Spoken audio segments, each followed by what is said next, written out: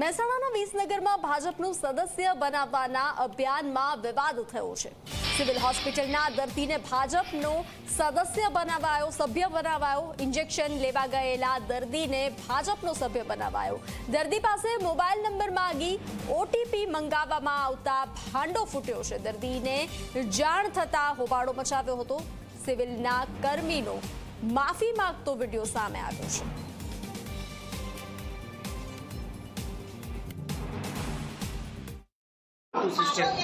બરાબર સ્ટાફને કહેવું છો ને ઓટીપી શાનો લ્યો છો તમે? અહીંયા ઊભા હોય તો ઇન્જેક્શન અપાવાય એટલે આ યસ છે ને ભાજપનું રજીસ્ટ્રેશન કરે છે ને એ કરે છે, અમને તો પછી ખબર નહીં।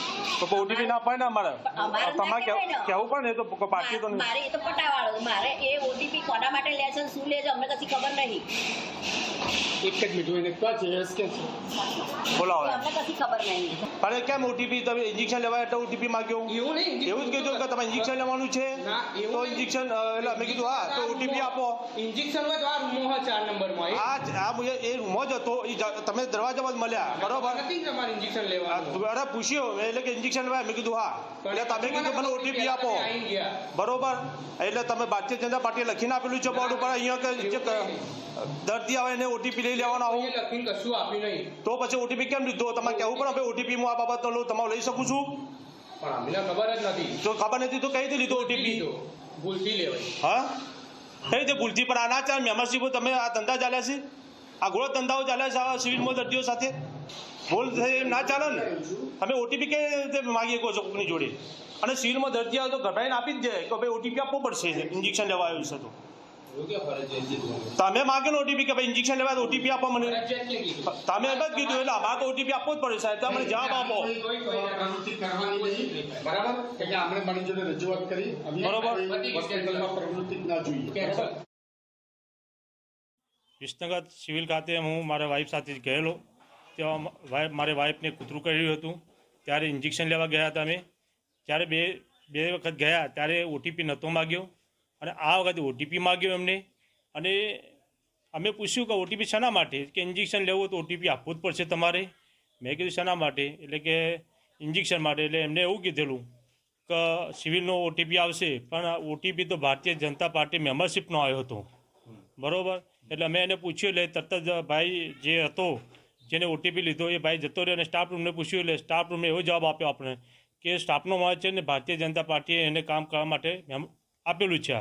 તો મેં કીધું આને આ તો ખોટું છે અંદર, કે આજે મારી સાથે આ ઓટીપી લેવાનો, કાલે દર્દીઓ સાથે લેવાય તો શું થાય? કોઈ અભાણ દર્દી આવે તો કેટલા આવા ઓટીપી મેમ્બરશીપો તમે લઈને શું કરો છો? પણ મારે એ કહેવું છે કે જો આજે આવું ને આવું તંત્ર આરોગ્ય ઊંઘતું રહેશે તો આ ઓટીપીનો દુરુપયોગ થશે તો આનો જવાબદાર કોણ? સરકાર એવું કહે છે કે ઓટીપી આપવો નહીં, તો આજે તો સરકારે જ ઓટીપી લેવા માણસો મોકલે છે।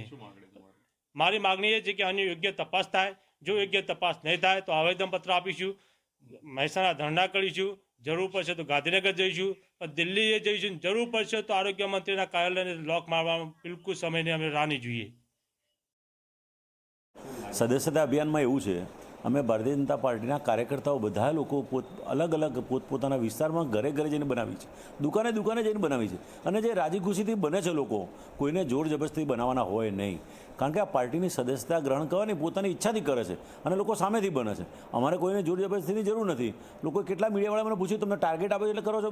ના ભાઈ ના, આ કોઈ ટાર્ગેટની વાત નથી। આ તો દેશ મજબૂત થાય, ભારતીય જનતા પાર્ટી મજબૂત બનશે અને ભારતને મજબૂત કરવા માટે આ અમારી સદસ્યતા અભિયાન ચાલે છે। ભાજપ મજબૂત તો ભારત મજબૂત અમારું સૂત્ર છે અને લોકો અમારી સાથે જોડાઈ રહ્યા છે, રાજી ખુશીથી જોડાઈ રહ્યા છે। પણ કોંગ્રેસના કોઈ અત્યારે નવા હાથકંડા અપનાવવાની જે અત્યારે જરૂરિયાત ઊભી થઈ છે, કારણ કે નામશેષ થઈ રહેલા છે લોકો, ત્યારે આ ધંધા કરી રહ્યા છે। આવી રીતે અમને બદનામ કરવા માટે આમાં કોઈ પણ ભારતીય જનતા પાર્ટીનો હોદ્દેદાર, કોઈ કાર્યકર્તા સંડોવાયેલો નથી। એમને જ એમના દ્વારા કાવતરું રચી અને આ ઘટના ઉપજાવી કાઢી છે।